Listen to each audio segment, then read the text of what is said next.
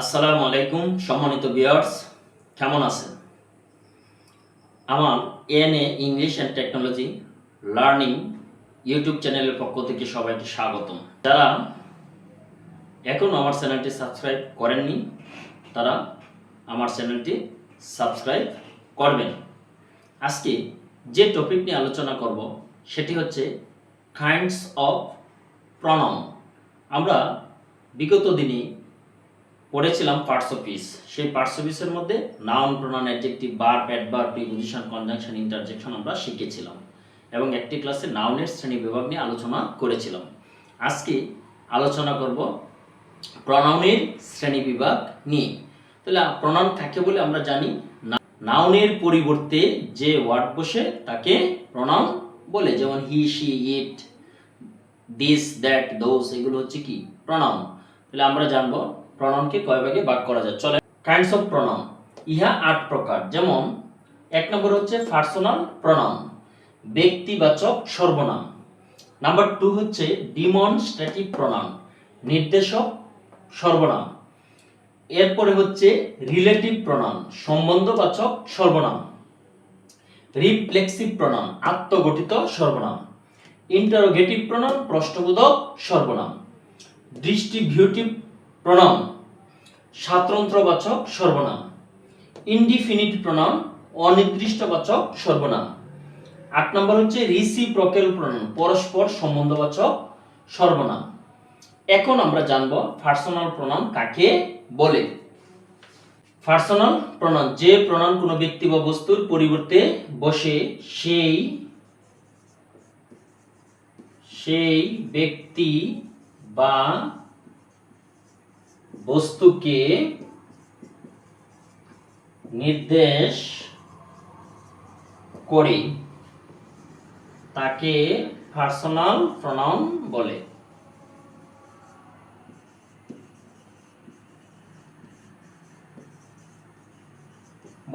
যেমন I go to market, এখানে I হচ্ছে কি personal pronoun. He went to Dhaka, এখানে হি হচ্ছে কি personal pronoun. We read the book, we হচ্ছে personal pronoun. she has done the sum, এখানে she হচ্ছে পার্সোনাল প্রনাউন। তাহলে এবার আসেন আমরা জানবো 2 নম্বর ডিমনস্ট্রেটিভ প্রনাউন। যে সকল প্রনাউন কোনো নির্দিষ্ট ব্যক্তি বা বস্তুকে নির্দেশ করতে ব্যবহৃত হয় তাকে ডিমনস্ট্রেটিভ প্রনাউন বলে। যেমন দিস ইজ মাই বুক, এখানে দিস হচ্ছে demonstrative pronoun. This are mangoes, that is my pen, অর্থাৎ দিস, দ্যাট, দোজ এগুলো দ্বারা কি বোঝায়? নির্দিষ্টতা বোঝায়। তাই এগুলো হচ্ছে কি ডিমনস্ট্রেটিভ প্রনাউন। এবার আসেন আমরা 3 নম্বর জানবো রিলেটিভ প্রনাউন। যে প্রনাউন পূর্বে উল্লেখিত কোনো নাউন বা প্রনাউনকে নির্দেশ করে এবং দুটি সেন্টেন্সকে যুক্ত করে তাকে রিলেটিভ প্রনাউন বলে। তাহলে যে প্রনাউন পূর্বে উল্লেখিত কোনো নাউন বা প্রনাউনকে কি করবে? নির্দেশ করবে এবং দুইটা সেন্টেন্সকে একসাথে যুক্ত করবে তাকে রিলেটিভ প্রনাউন বলে। রিলেটিভ মানে কি সম্পর্ক, অর্থাৎ দুইটা বাক্যকে একসাথে সম্পর্ক স্থাপন করবে, সেটার নাম হচ্ছে রিলেটিভ প্রনাউন। যেমন this is Kamal who goat a prize, এই হয় কামাল যে একটা পুরস্কার পেয়েছিল, এখানে হোটা হচ্ছে কি রিলেটিভ প্রনাউন।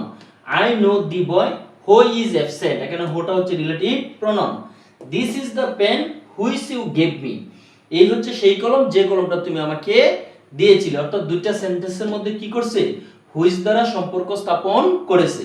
এখানে প্রত্যেকটা শব্দ, এখানে হো, হুইচ, এই শব্দগুলো কি পারস্পরিক এই দুইটা সেন্টেন্সের মধ্যে কি করছে?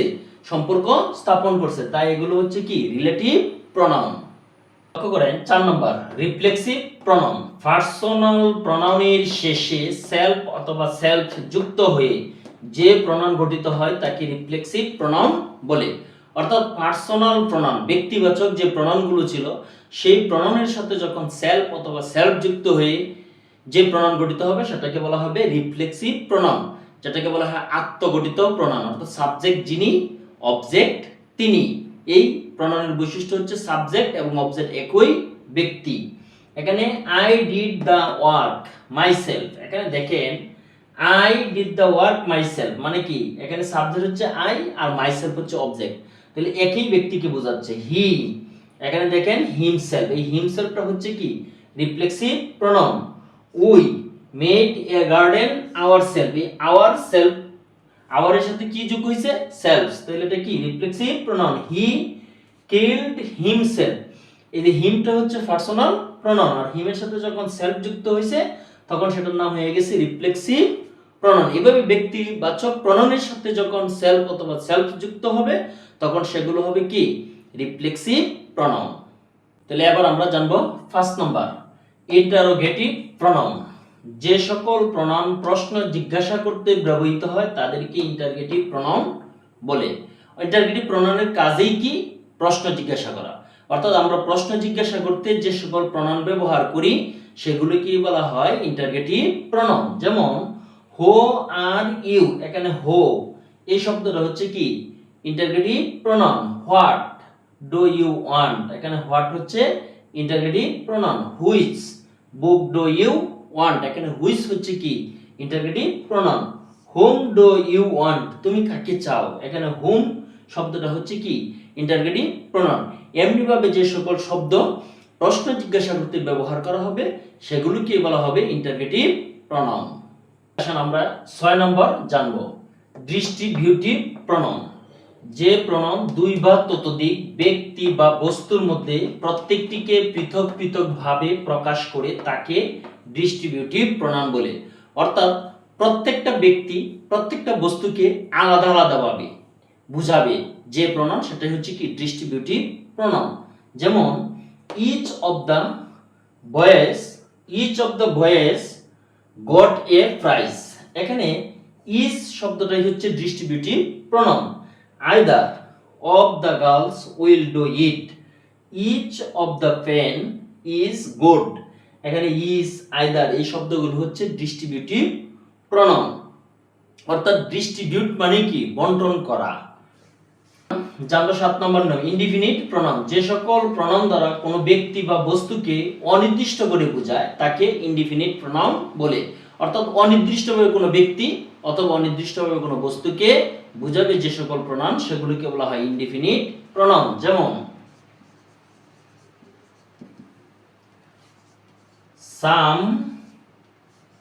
somebody can do the sum,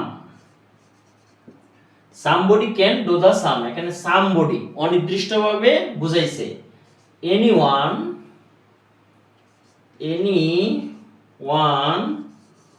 will come here, এখানে anyone, nobody can do this, তাহলে nobody, তাহলে somebody, anybody, nobody এভাবে যদি অনির্দিষ্টভাবে বোঝায় তাহলে সেগুলো হবে কি ইনডিফিনিট প্রনাউন। এবার আমরা 8 নম্বর নাম জানবো রিসিপ্রোক্যাল প্রনাউন। যে প্রনাউন দুই বা দুইয়ের অধিক ব্যক্তির মধ্যে পারস্পরিক সম্পর্ক বোঝায় তাকে রিসিপ্রোক্যাল প্রনাউন বলে। অর্থাৎ আমরা বলতে পারি টাকার এপিঠ এবং ওপিঠ, একটির সাথে আরেকটির সম্পর্ক যেভাবে আছে সেম, অর্থাৎ পারস্পরিক। অর্থাৎ আমি তাকে পছন্দ করি সেও আমাকে পছন্দ করে, যেরকম আমি তাকে সাহায্য করি সেও আমাকে সাহায্য করে, অর্থাৎ পারস্পরিক। আমি তাকে সালাম দেই সেও আমাকে সালাম দেয়, এগুলো হচ্ছে কি পারস্পরিক সম্পর্ক। যেমন the two boys love each other, এখানে each other দুইজন ভালোকে একজন আরেকজনকে কি করে ভালোবাসে। they fought with one another, তারা একজন আরেকজনের সাথে ঝগড়া করেছিল। এভাবে যখন পারস্পরিক সম্পর্ক বোঝাবে তখন সেটাকে বলা হবে রিসিপ্রোক্যাল প্রনাউন। আশা করি সকলেই প্রনাউনের শ্রেণীবিভাগ বুঝতে পেরেছেন। এখানেই আমি শেষ করছি। আল্লাহ হাফেজ।